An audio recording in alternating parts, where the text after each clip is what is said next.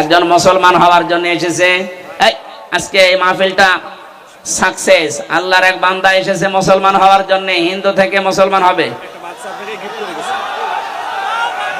বসেন বসেন বসেন। কই কালেমাটা পড়ানোর পরে আমরা সভাপতি সাহেব আছে, ওনার বক্তব্য শুনে মোনাজাত করে বাড়ি যাবো। বসেন বসেন। কয় তাড়াতাড়ি দিন, তাড়াতাড়ি দিন।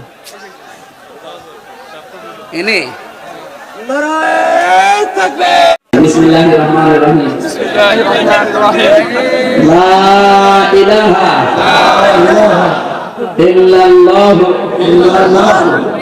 ইল্লাল্লাহু মুহাম্মাদুর রাসূলুল্লাহ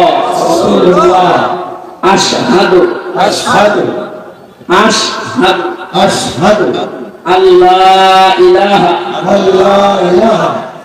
ইল্লাল্লাহু ওয়াহদাহু লা শারীকা লাহু ওয়া আশহাদু আন্না মুহাম্মাদান আবদুহু ওয়া রাসূলুহু। আলহামদুলিল্লাহ, উনি এখন নিষ্পাপ, অনেক বয়স ওনার, আমার বাবার বয়স মনে হয় 60-65 হবে। শিক্ষিত মানুষ, ইসলাম ধর্ম গ্রহণ করেছে, আমরা আলিঙ্গন করছি সবার চাচরা দর্শক